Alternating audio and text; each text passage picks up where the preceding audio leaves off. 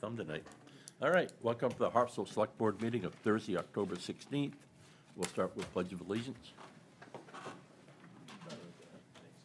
Pledge allegiance to the flag of the United States of America and to the republic for which it stands, one nation, under God, indivisible, with liberty and justice for all. And for all those folks at home, if you want to participate, you can go on look at our agenda for this evening and see how to get on there. Adoption of the agenda.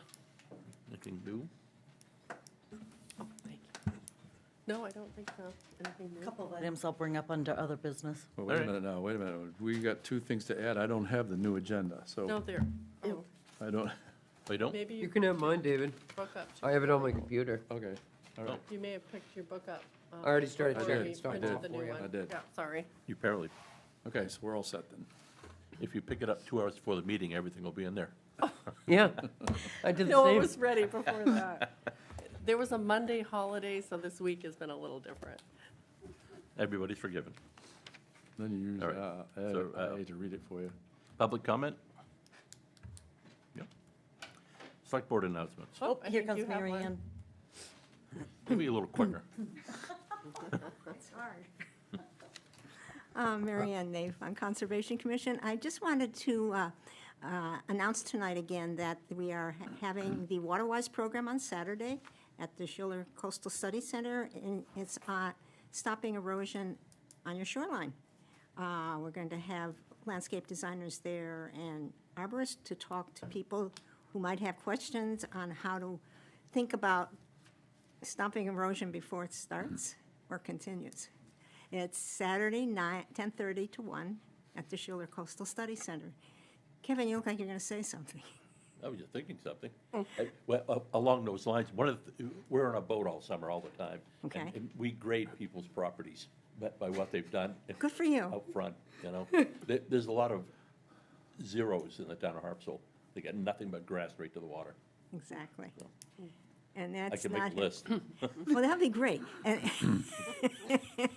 And that's not too helpful to stop not. erosion No, or for the marine life in the, exactly. okay, great. I talk to Tim about this all the time. Forget about the trees. You need shrubs, you need something with a heavy-duty root system. Maybe we need higher property taxes for lawns, grass. Huh? Maybe that would do it. This I'm is, just gonna I'm keep getting my mouth great shut. ideas. We're getting great ideas. Looking like the good one right now. Oh, good. Well, that was very good advertisement for the program. Thank you. Can't be there. Grandson's got a football game.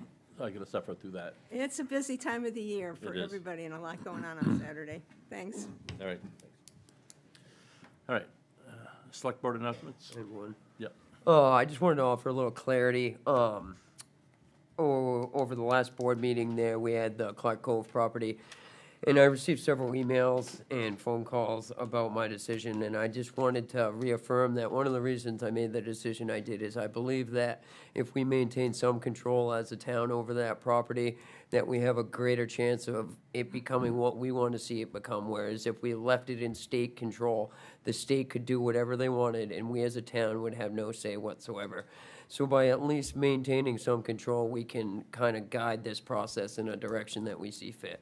Matt, I think that has become the consensus, actually, so. It's good to hear. I'm glad, and spread that word if you don't mind, to your fellow neighbors in that area.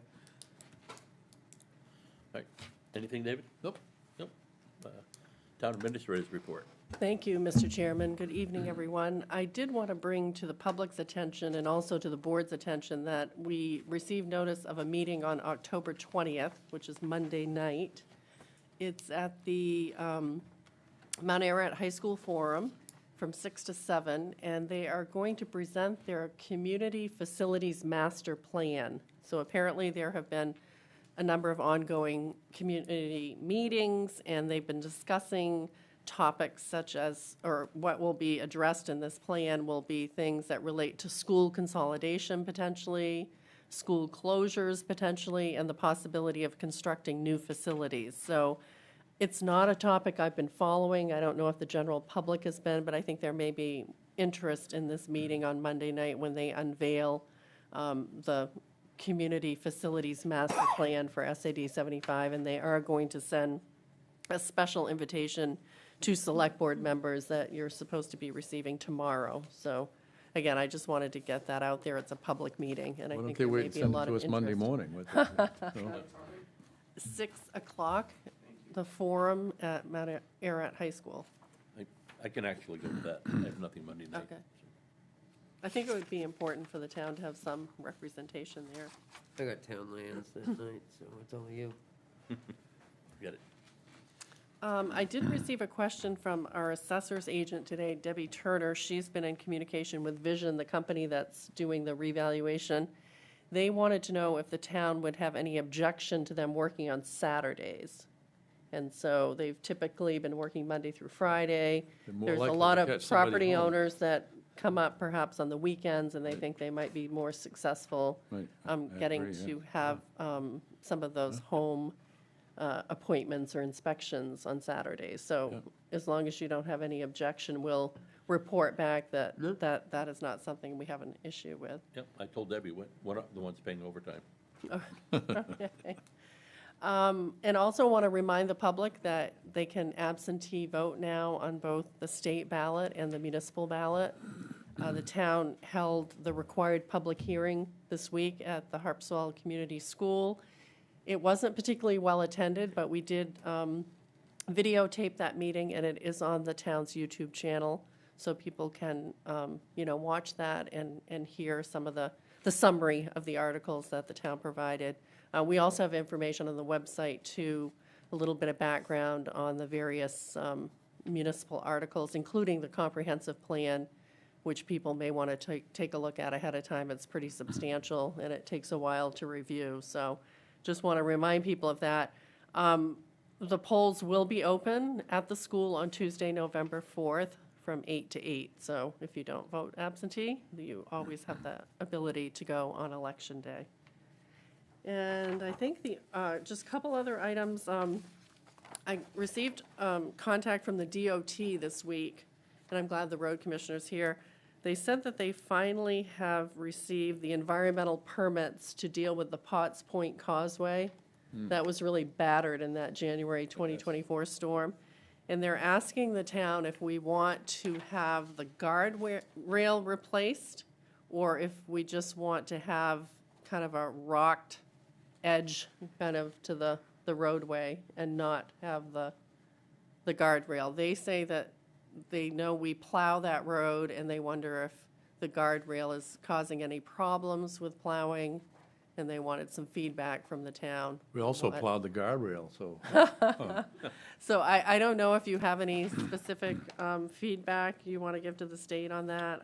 Have we spoken to Weber's to see if that affects them plowing? I just got the comment this Yeah. week, Yeah. so I'd just maybe kind of reach wanted out to to them put it and out ask- there. I'd Yeah. ask their Yeah. input, since they're Yeah. the ones that are the Yeah. ones that have to deal with it and plowing, maybe Yeah. get their thoughts on I it. don't think it does cause a problem. In fact, it probably stops the drifting a little bit. Yeah. Yeah. But I would go They're with back far enough. whatever they say, yeah. Okay.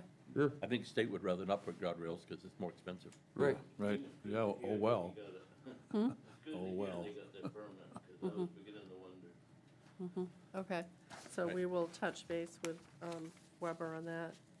And I think the other, this is just really minor, but we did receive a request to have invasive bushes removed near the monument at the old meeting house. Oh, those So they're the burning bush burning bush. on yeah, each that side, and it's yeah. starting to kind of cover the stone, and it also is an invasive. So Burning bush is an Tim invasive. Vale has volunteered to, We could remove probably those. replace those with something yes, better, yeah. yes. Oh, I'm going to do that under Mitchell Field during, yeah, okay. All set, thank you. Good. All right, consent agenda. I move the consent agenda, which is the approval of the minutes and authorization of the warrant, really simple. I will second it. All in favor? Right. All right. Midcoast Wood Bank. Can you make your pitch in 6 minutes?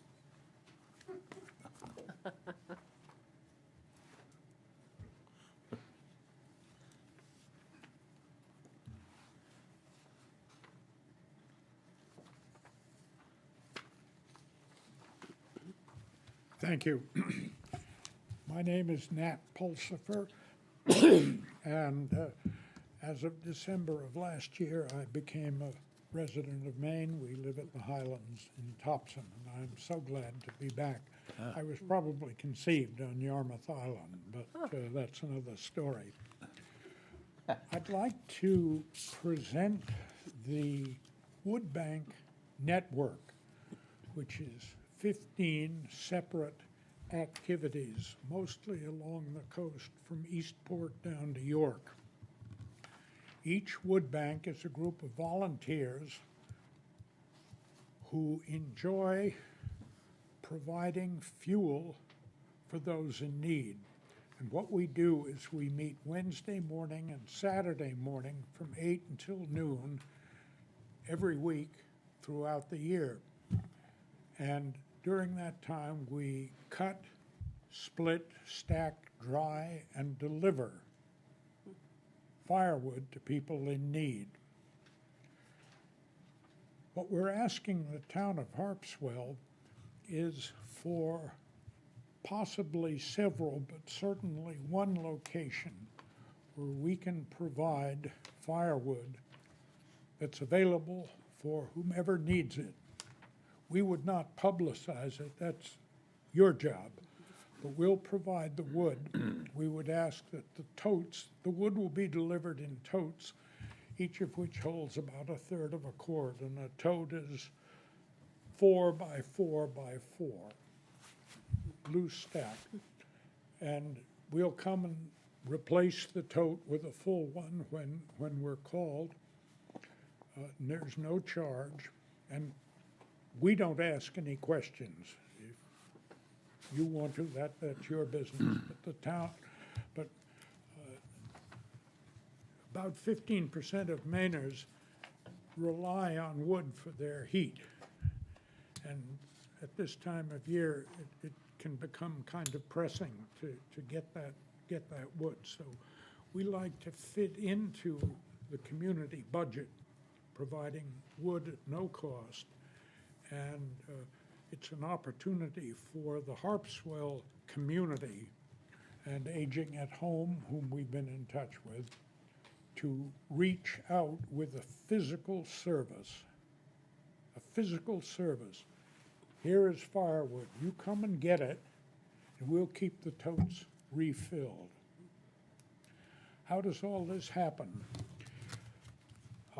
I've got cards for the organizer of our wood bank and a descriptive card, which we've got some out on the front hall. The totes would be located wherever you want them, preferably in a place that has some supervision. There are shabby people around who'll come and take it for themselves, but someplace that's not lock and key, but someplace that, and if you'd call us, we'll come down and refill it or bring a new tote. It's as simple as that. Yep, I'm pretty sure we'd run that through our heating assistance program. Is often a call for firewood or pellets? Well, No. that's the other part of Wood Bank. I'm talking about totes available in public places for pickup. We also deliver to individual homes.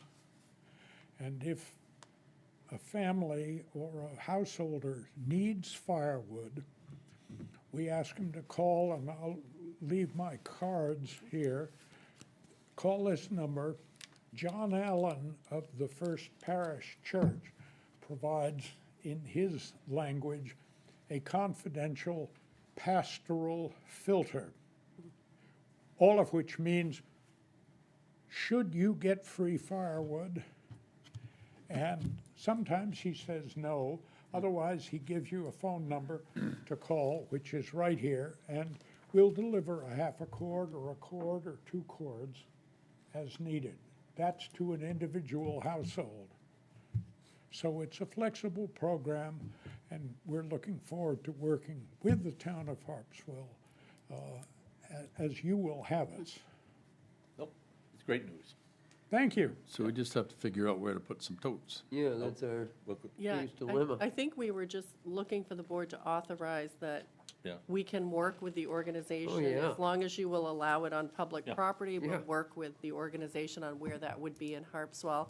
I think initially the staff is thinking we'd have some here in front of the town office. I mean, it's a fairly well-monitored place, so that's probably where we would start, but we can talk about other locations as well. Whatever works, but we're ready. We are limited in our ability to deliver, and that's only because of equipment. We've got a big pickup truck and a dump trailer, and we can bring a tote, but it would be a hell of a lot easier if the DPW could come with a forklift and take the tote off and set it on the ground. We don't really have a public works department, is one of the issues. But we have a Somebody's- forklift next door. Somebody's got a forklift Yeah, somewhere. yeah. That's the only limiting factor in our delivery. Otherwise, we could bring a pickup truck and dump it on the ground, but Yeah, that's not really the way that you want it. yeah. Do you need a vote or not? We can work with, I think we need a vote authorizing that we can have this on town property, so public moved. property in Harpswell. I so second. All in favor? There. And the staff. What more will could, work. what more could I, well, I can ask for one more thing. In connection with delivering to individual residences, we're very efficient on gathering wood, cutting, splitting, stacking, and we're poor on delivery. We just don't have the dump trucks. One of our members has an industrial strength pickup, and we have a dump trailer. But if anybody in town would like to do volunteer work on either Wednesday or Saturday morning, we would love to have a guy with a pickup or a dump truck come. We'll load it, give him the directions, off he goes and dumps it. That would be a terrific benefit for us. That's our weak link delivery. All right. We've got 100 cords ready to go. Okay. Wednesday and Where Saturday. do you deliver, where would they be going to pick it up, Topsom? Like if the Thompson, delivery on person, River Road, Okay. I've forgotten the street, I think it's 150. yeah, but River Road and Topsom, at least we can tell them where they'd be going. Absolutely. Very good. Any other questions? I think we're good. No, we look forward to working with Yeah. you. Right. Thank you Yeah. very much. Welcome back. Here is, I'll take one. Matt Thank you. has some blurb, and Thank you. here's our card. Thank you, Kevin. I have your card, I just need the handout. There you go. All right, thanks. Thank you so got a much. stack of Yeah, we do, yeah, yeah. Thank you. That's actually a pretty neat program. Bruce Chapman, Carl, he's the guy. You're a great Might be ambassador. worth reaching out to some of the local churches where they already deal with the church to see if they could put it there. Or out back. Yeah. Yeah. All righty. We're a little late, but we have a 6:15 public hearing regarding general assistance ordinance and maxims. So I'll give a little bit of background. Every town in Maine is required to have a general assistance program. It falls under the auspices of the Department of Health and Human Services in Maine. It's a program set up by that department. As long as we're following kind of the rules of the ordinance and the program, we are reimbursed 70% for all expenses that relate to the program. People in our community who need assistance with basic necessities may qualify, and basic necessities are housing, food, electricity, and heat in the winter. Things like cell phones are not considered basic necessities and can lead to people not necessarily being eligible if they're spending a lot of income on something like that when they should be spending it on basic necessities. So we are trained, there are 2 of us currently on the town staff who can administer the program, myself and our Recreation and Community Services Director, Katie Neal. You have to be available for certain hours, and we have posted those hours, but there are also emergencies that arise, and we make ourselves available if that situation occurs. The general assistance ordinance is one of the few ordinances that the select board can approve, and it does not have to go to a town meeting. And we have a current ordinance, but it's fairly dated at this point. I think it was last adopted, off the top of my head, I want to say maybe, I don't know, 1997. Wow. So, you know, we need to update, and this is the 2025 version. Maine Municipal Association helps to prepare it and provides it to communities if they want to update, and we are recommending that the board adopt the updated general assistance ordinance, which we use as a guide to ensure that we're following the program rules.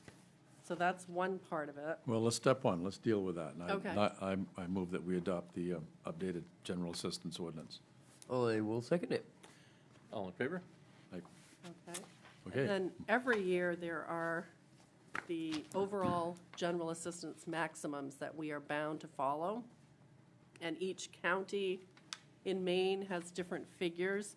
So I don't know if you have seen it was an attachment to the ordinance where the maximums are, but we are considered to be part of Cumberland County, not the Portland region, but we're in a different region. And we have limits to how much we can help households with depending upon the number of people in the household.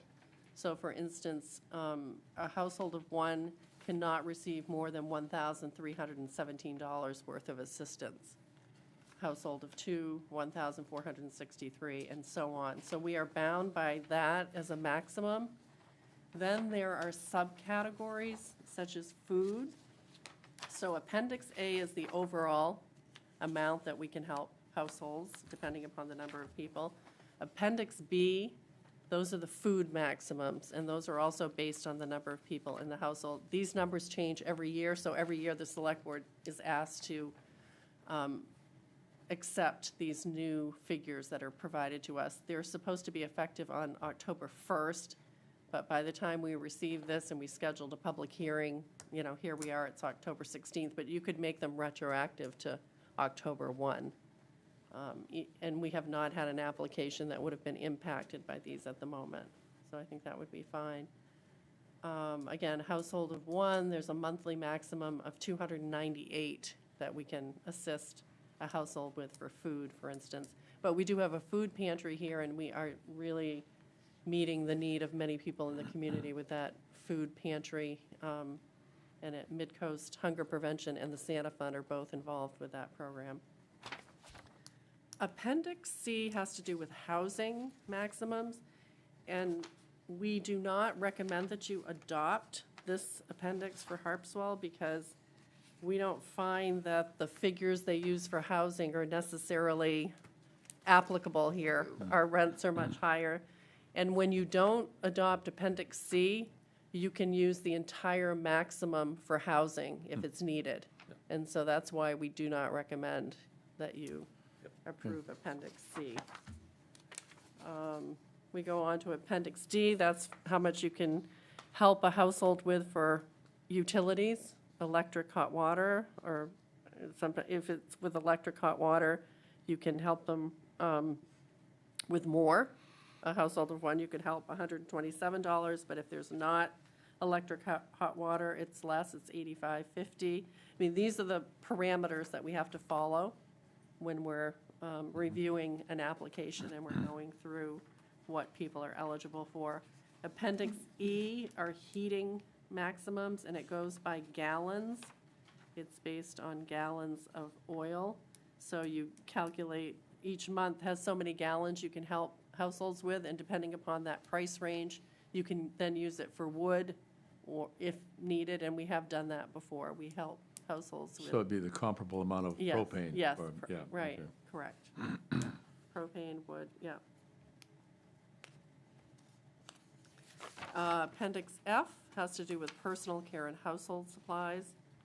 Those types of things are not typically covered if someone is receiving food, supplemental food assistance, and so things like, you know, shampoo and other, you know, personal care items. Toothpaste. Yeah, that's another example, thank you. Also, we can help with items for children under the age of 5. if people have, expenses related to diapers, special things that children need, we can also help with that. There's a mileage rate that we're supposed to use when we're calculating how much, for instance, if someone is working, if they are working, then we are able to consider that they have to spend so much money getting to and from work, and so that's part of a calculation we go through, because we don't want to penalize people who are working, so we don't want to hold that against them. That's Appendix G. They're currently saying that's 54 cents per mile based on what the Office of the State Controller is using, but that figure does fluctuate from year to year. Appendix H has to do with funerals, the maximum that we can spend for either an in-ground burial or a cremation, and we have had these situations before, and we follow those maximums. For in-ground, it's $1,620. Cremation's $1,125. We typically work with funeral homes, and they often have to determine whether or not there is a family member who's legally responsible for handling these issues, and they come to see us if they are not able to locate a family member that's legally able or financially able to cover those costs for a family member. And that is essentially it. Those are the Can I ask just, appendices. since I'm the new guy in town here, I just Yeah. got a clarification question. When you talk about Appendix A and the maximum that we can give, is that if somebody needed some help with heating assistance and we'll say food assistance, if they hit that maximum with those two, then they can't get any more assistance? Right. Correct? That's how that works? Okay, thank you. Yeah, I was just, yeah, was yeah. making sure I was on the same We page. cannot exceed that. Okay. Yeah, and we do get audited by the Department. No, of that Health. makes sense. I just wanted to make sure Yeah. I was Yeah. understanding But it it's correctly. a good question, because what we try to do with this program is connect people to other resources. Yeah. This is kind of a short-term Yep. type of program. We understand people need assistance, but they also need ongoing assistance, and we recommend that they sign up for certain programs, and we try to connect them with Yep. those programs. We just heard from one. Yeah, exactly. Yeah, it's great. I move that we go with Appendix A, B, D, E, And not, F, G, How about H. There, A through H, but no C? no C. no C. There we go. That There, she sounds said good to it. me. I'll second that. Okay. Okay, Let's see any discussion. All in favor? thank you. At this point, we'll come out of public hearing. Oh, well, should have waited to do I that don't before know we if you have any voted, but Yeah, I know. comments. that's all right. But you made the motion. I don't want Same to thing. interrupt. You were a roll. Did you want to see if you had any comments, any public comments? I don't know. I looked around, I didn't see any. Okay. Very good. All right. Peabody Road Capital Project change order. So I think this has been our favorite project this year, hasn't it, Hunter and Ron? I think so. Sorry I wasn't here 2 weeks ago, I have to be honest. Oh, that's okay. No, that's fine. You were lucky. Yeah. So the town Picked a voted to good time. extend the contract, I think, till the 24th. Yep. And now we're down to, I think, the final decision. And it has to do with the pavement, the final surface pavement on Peabody Road. And the specifications had 12.5 millimeters. Yeah. I don't know if you want to get up and Yeah, I speak can. to it? Yeah. Okay. So on the intersections would have held a 12.5 millimeter at 1.5 inches. When we put it together originally, it was something comparable to chip seal, so we had done 1 inch of 9.5. So at the intersections right now, it gets 1.5 inches, and then there'd be a joint on both ends, and then there'd be 1 inch in between the middle. I had asked Ben and other people in town about either moving it one way or the other. The cost would be an additional $16,000 for the pavement to go to the 1.5 inches, and the savings would be about $4,000 to go to 1 inch. That's about the gist of both sides of it. The 12.5 is a much more durable material than the 9.5 that was slated for the center of the road. I did explain to Ron, where there's no turning traffic on the center, the 9.5 would be fine. Ben had expressed concern about changing over to the 9.5 just for the intersection areas. That's why I'm here tonight to, Did we use 9.5 on Basin Point? we did. Okay. Yeah, there was no real intersections on Basin Point Road. It was straight from one section or the other of what we were doing. Plus, there was a shim and overlay in the middle, and a basin overlay on the two end pieces.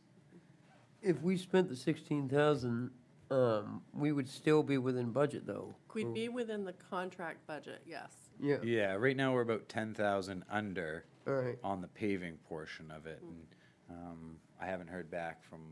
I know we're under for the rest of it, like the ledge removal and some of the other Yeah. items have run under. Well, there was no ledge, correct? There was a little bit, not anywhere near what we had What we thought, yeah. anticipated once they started going. Yep. Lots of places, just no mass quantities. Well, my question would be your professional opinion on the length of time, the wear length between the 12.5 and the 9.5. I mean, how much?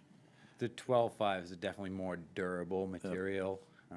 It's coarser, it has half-inch rock opposed to a 3/8. It stands up to turning traffic or heavy loads a lot better than the 9.5.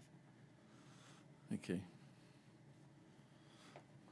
Well, I like, where we're under budget, and that would keep us, or within budget, and that would keep us within budget, in my mind, to spend $16,000 now would be a lot cheaper than if we have to redo the road in, say, 10 years versus 15, you know?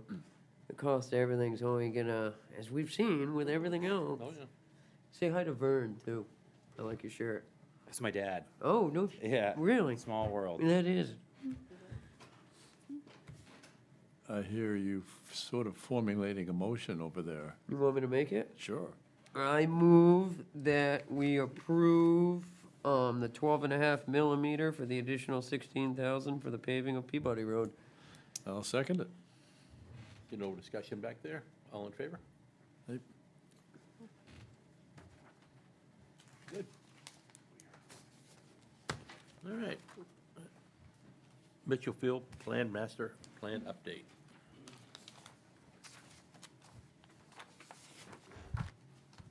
Good evening, Don Miskill, Mitchellfield Chair and Steward. I'm going to lead up to the request that we're making tonight. We've got a number of projects going on at the field, and I want to keep the public informed as we go along here. And they have a direct impact on this request tonight. First, boat launch project. We have our first pre-construction meeting tomorrow at 1 o'clock. I'm assuming they're going to kick off shortly thereafter, and sometime late next spring, we'll have a boat launch. Second, we've selected a bidder for the admin building remediation and demolition, and it's expected to begin on 1 December and finish before the end of the month. Before I go any further, I want to re-alert the public that we will be restricting public vehicle access at the waterfront during the course of these at various times. So people should expect that there will be those sort of restrictions. Third, Mitchell Field has been selected as an evaluation site for a coastal erosion study by the Cumberland County Soil and Water District and the Greater Portland Council of Governments. We've had the initial meeting at Mitchell Field, and I'll keep people apprised as the project moves forward. I also note that Is they're that mostly the bluffs, or what? No, actually, during the walkthrough, and there were lots of people there, they don't recommend doing anything with the bluff because the road is set back. There's plenty of room.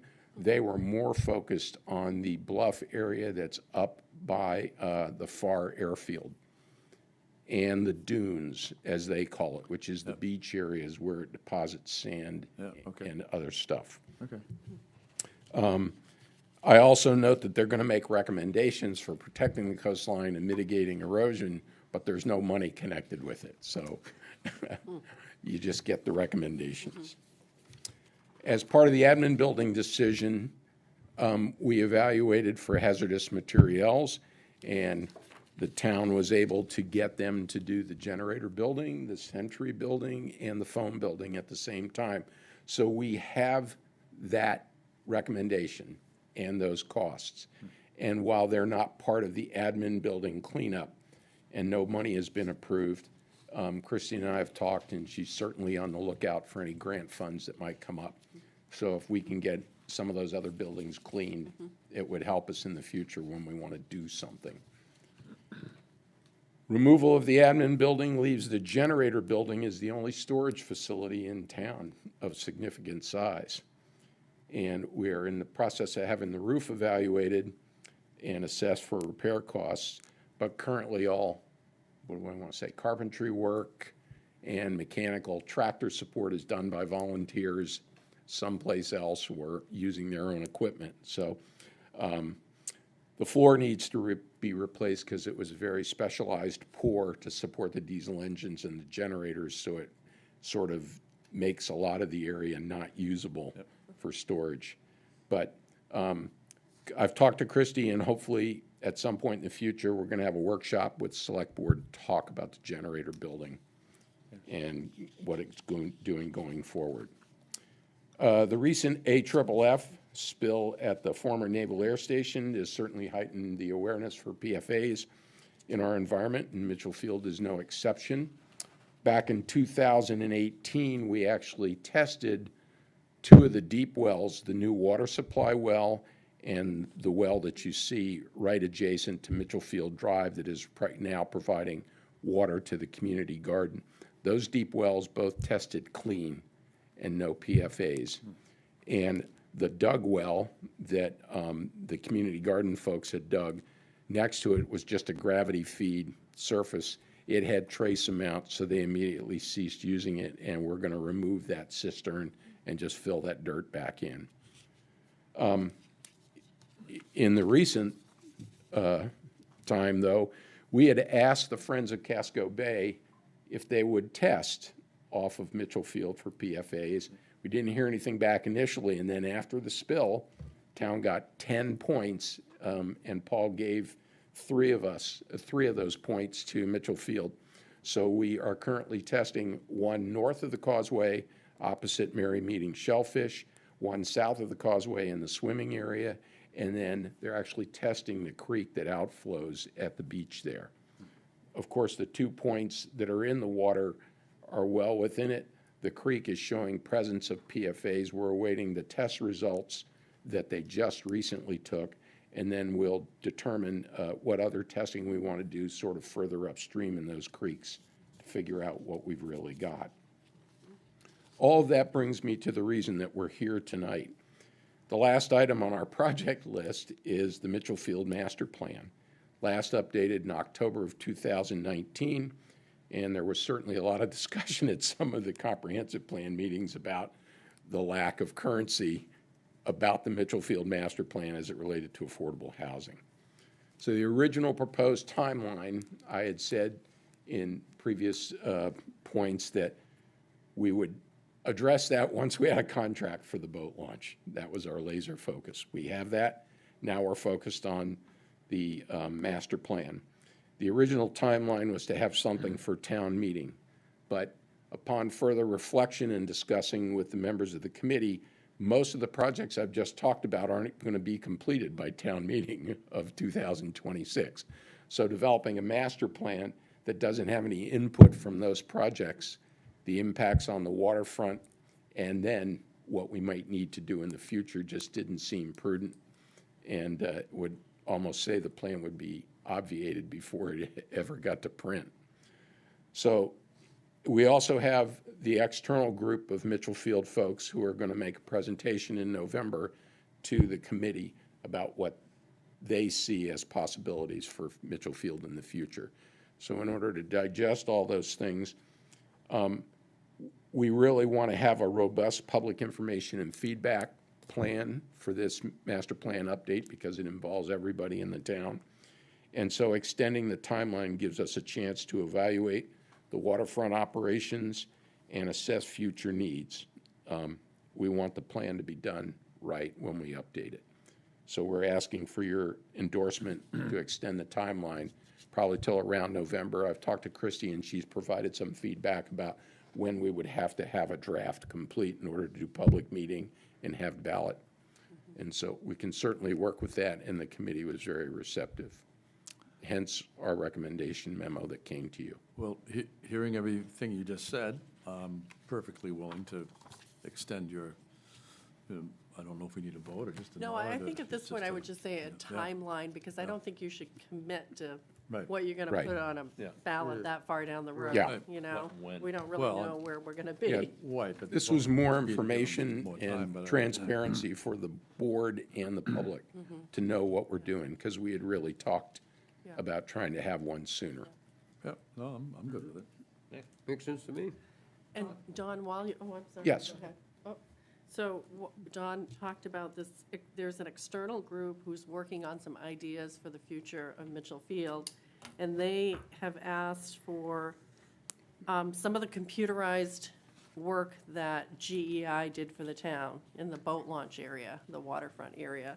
So we are the public client. information. Well, no, we're the clients. Yes. We paid for these computer-assisted drawings. Right, the town. Right, and we have to Right. give permission for those to be used Oh, I by see. someone else. This is a private group that is asking if they can use this information that was produced by I'm fine. the town's contract Fine with with that. GEI. Fine with it. Okay, Harpswell residents, I assume, Yeah. so. Yeah, they're all Yeah. Harpswell Yeah. residents, Yeah. correct? They as help far pay as for it. I know, yeah, yeah, They help pay for The it. Majority- three known members of that group that I know of are, yeah, yes. yeah. They If help it's pay Harpswell for it. residents, Yeah, then I have no issue with it. yep. Thank you. Did you have a question? Yep. Okay. Thanks for your time. All right, thanks, Thank John. you. Thanks, Okay, John. thanks for your time. All right. Time for Andy. Construction manager, RFQ and RFP for emergency services building. So we have Hello. Andy Highland joining us remotely. How you doing? You can hear me? Yes. Great. Would you mind summarizing, Andy, your, the draft that you put together for the town? Sure. So it's a draft that we kind of helped you draft. We're looking for, we want to put out on the town's website a request for proposals, qualifications and proposals for a construction manager for the new emergency services building. So I sent one to Christie, and they have, I think Jonathan had a comment on it, which I thought was a good comment to add. So it's really kind of inviting them, qualified construction managers, to send their qualifications into the town, gives them a little bit about the process, the schedule. I kind of gave you some time to peruse it, so I dated it October 27th, but you could maybe get it out earlier than that. And I think posting it on your website would be the what the normal process things to do. Kind of tells you what who to address it to, what you're looking for in the submittals. So they all come in the same thing, looking for construction management experience, municipal experience, who the resumes of the key personnel would be, some references. For fees, what we usually ask for is a percentage. So if you're doing construction management, it's usually an open book bid from all the sub trades. So it'll be 3 electrical, 3 plumbing, et cetera, bids, and then the construction manager will give you a quote, whether it's 3%, 4%, as their fee to on the construction cost to manage the project. So we're asking, what would you propose for the cost, and then also there's typically a pre-construction, just a fixed fee in the front. So we've asked them for that. But it's based. It's not just fee. It's based on fee and qualifications. We typically we take the 3 highest ranks and then do interview them probably with the committee, and then kind of gave them responsibilities, what we're looking for in the construction management form of agreement, and then we put in as Exhibit 1 our study. So Jonathan asked that we add some more language, which I thought was good, to the form of agreement, that it's not just the AIA A133, but as might be amended by, town statutes, et cetera. And, the Maine Tort Claims Act, things like that, which was a good paragraph. I agree with what he wrote.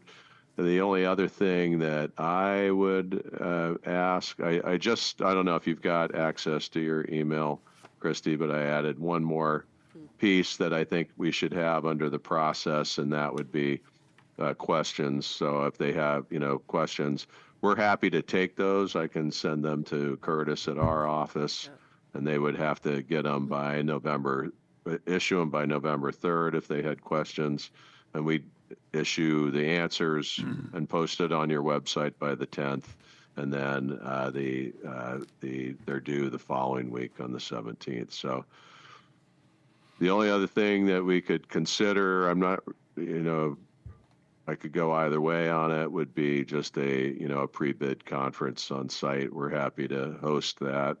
If people do, you're really just looking at the site. I mean, there's not really, typically we do it when we're remodeling a building, but they may want to come up, and there's nothing they can come up and arrange for, or just do a site walk themselves. It's just on the open land. So I think in this case, I would not really have a pre-bid walkthrough, but just have a place where they could send questions. So that's the CM piece, and I think getting it out, I put a schedule on there that I think is a reasonable schedule for, when we can start construction in, early next summer, kind of start. They would, we'd put them on, the CM on, I think, is around the mid-December, and they could start pre-construction. We'd have permitting in the spring of next year, and then bidding, in early May, and a start in early summer. So I think that's a reasonable, good schedule for you. You're advertising on the town website, but you're also hitting the usual suspects somehow through the trade journals or some way you must know most of these people already. Yeah. Yeah, well, I think putting it out on the town website, there's at least 6 qualified construction managers that have already been in contact with our office. So we would probably go ahead and send copies, off to them as well. But I think there's a fair amount of interest for it already. So that would just give people, an option, and make sure that we put it out to everybody, and that we don't exclude people from, sending in their qualifications. Right.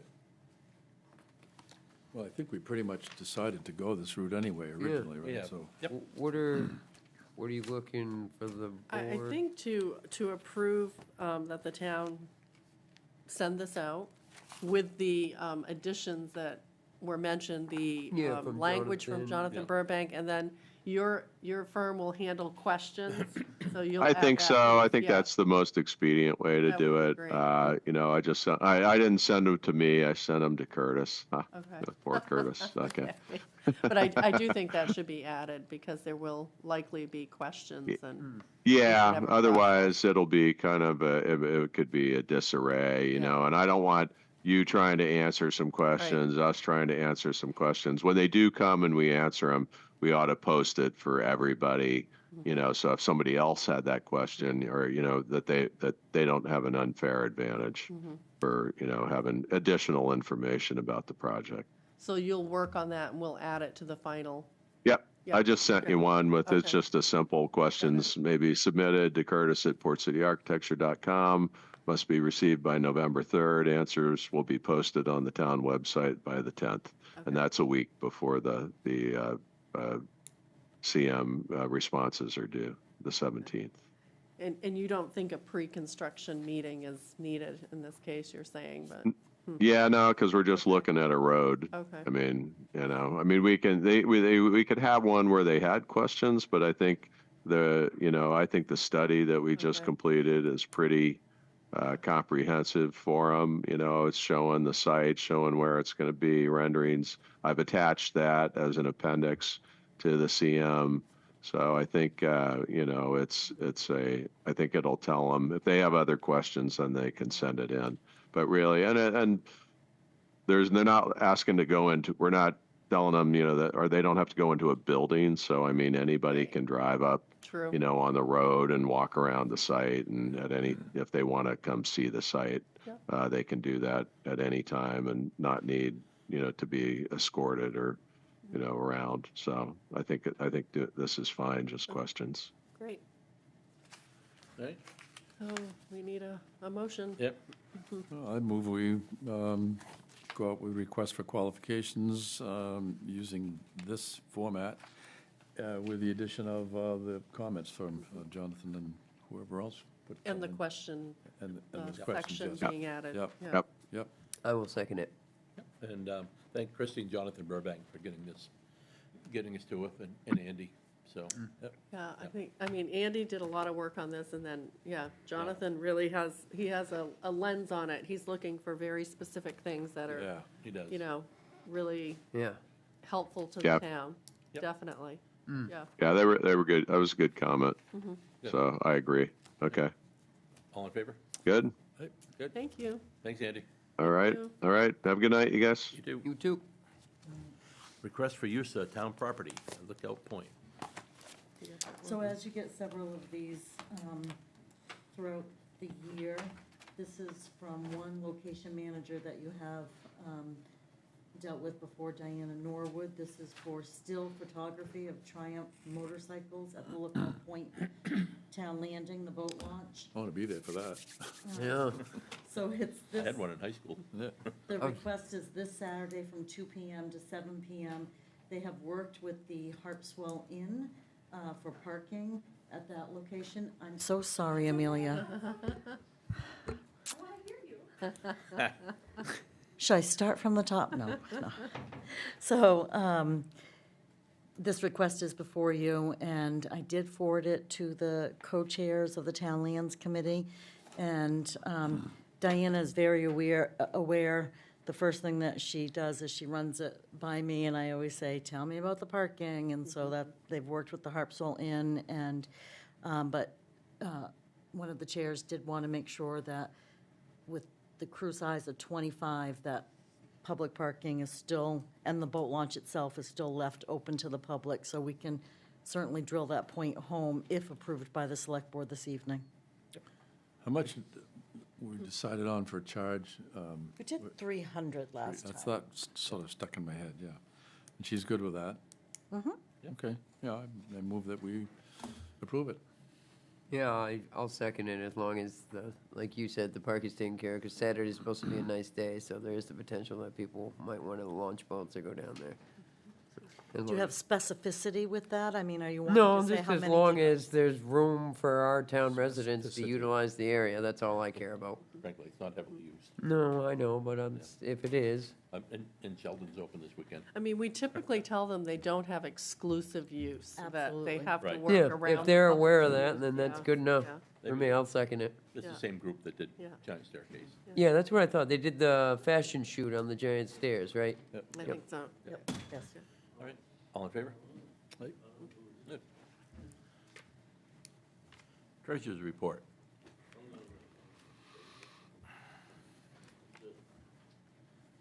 Public comment? Not yet. Oh, yeah, almost. Hold your horses. Get closer on. Oh, somebody's notes were left behind. So good evening, Terry Gaudet, the town's treasurer, here to report on the town's finances as of September 30th.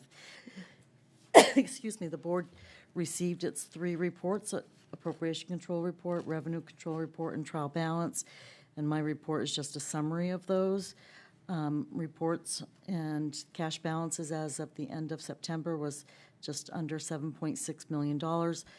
Obviously, with tax payments coming in, the outstanding, due to tax payments coming in, the outstanding balance of the town's short-term borrowing at the end of September was $700,000. That was paid off last week, and the interest was well under budget. And speaking of the taxes, the board set the mill rate at $6.66 on August 12th. And through the end of September, the tax office has collected, so the commitment was over $6.7 million. And as of the end of September, $10.7 million, just under 64% of the commitment was collected.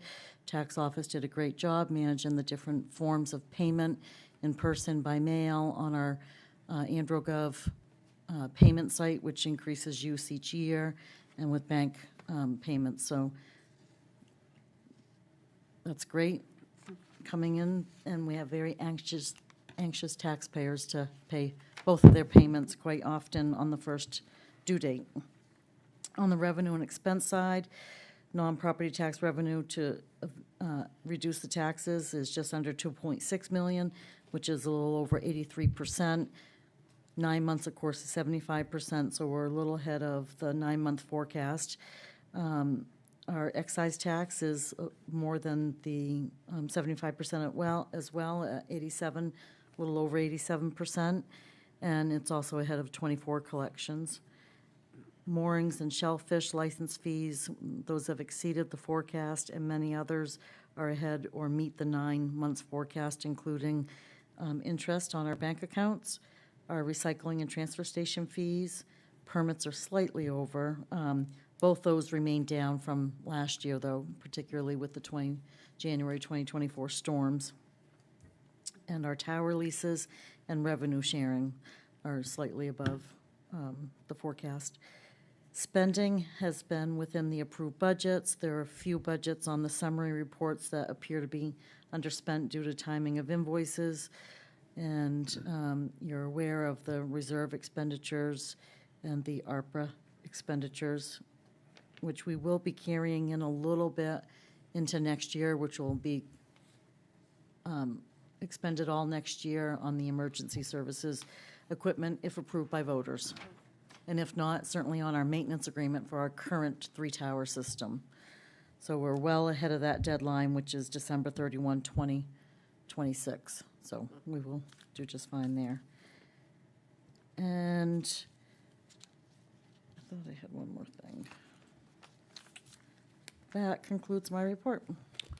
So under licenses and fines, it's 115% of forecast. So dogs, people have more dogs now, or what do you think?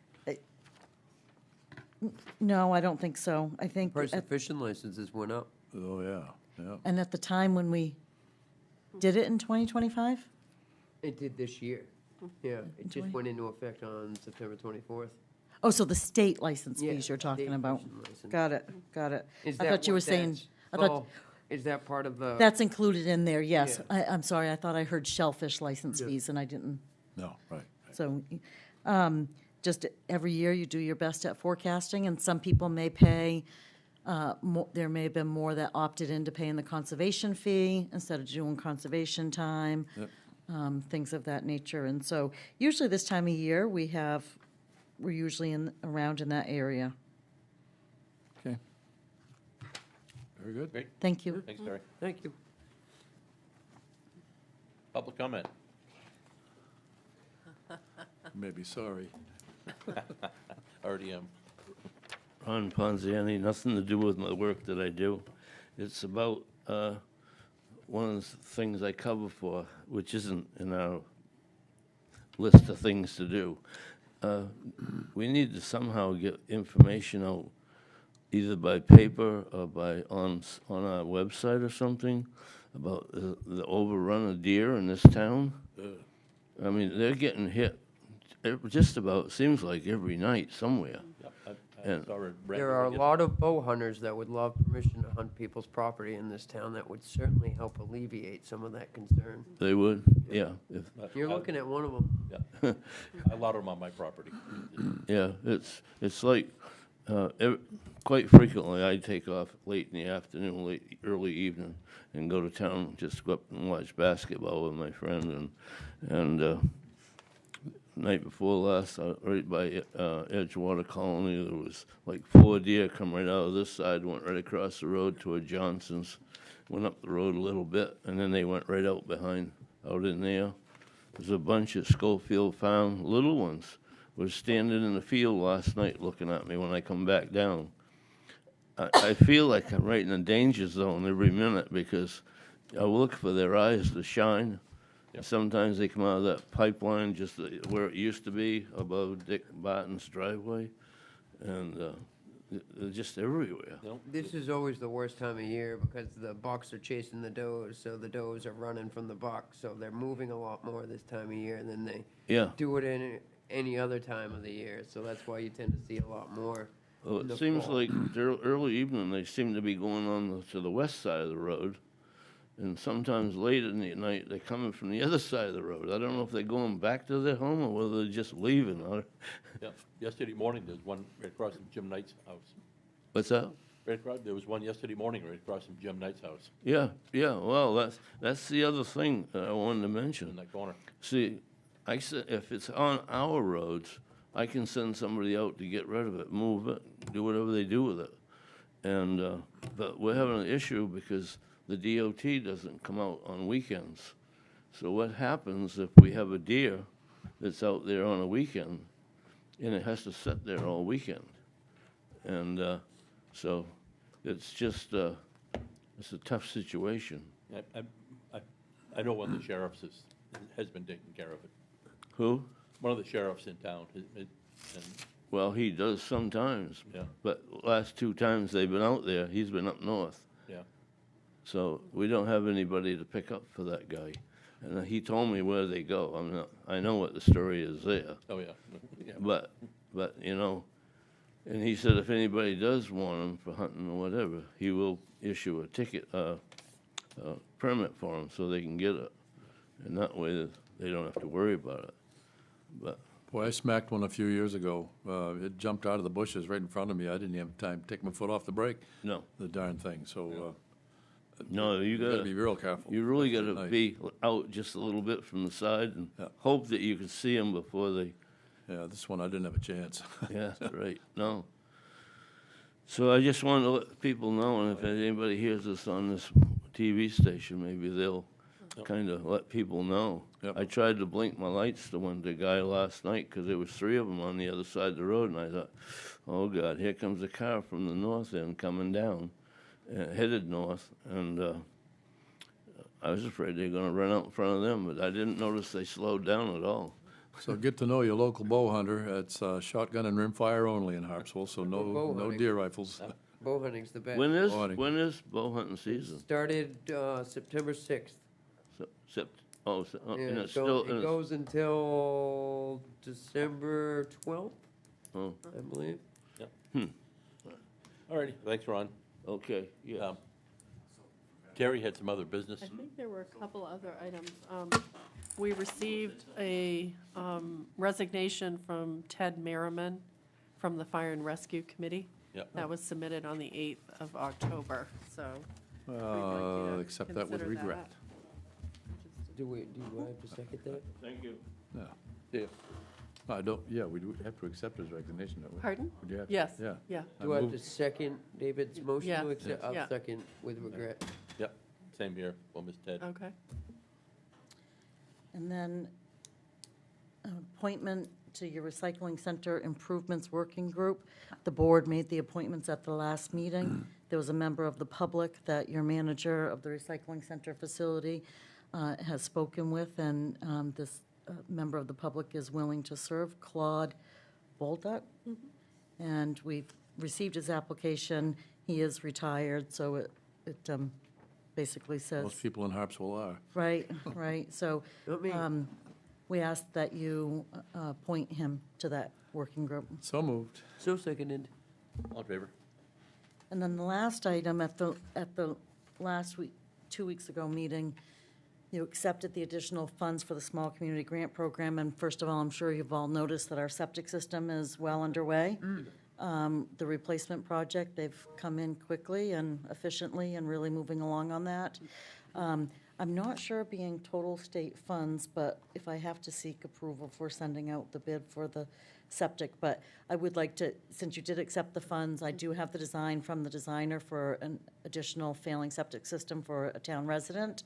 and I'm prepared to send that out to bid and move that along as quickly as we can. And so FYI or motion? What, in the past, have you, when it's, I think it wouldn't hurt, Sure, right? We'll just cover our bases. I move so- we send the bid. I second Yeah. it. All in favor? Thank you. There, you're covered. Standard Yeah, language yeah. and standard, Yeah. based on the state of Maine. So it's the same that you've seen before, just different location. And And that, they will get to accept that final bid when it. and comes- they will yeah, accept yeah, that final yeah, bid in the yeah, contract, yeah, yes. Yeah, good. And that concludes what I had. Anything else then? We done? I move we adjourn. In that case, we're adjourned. Very.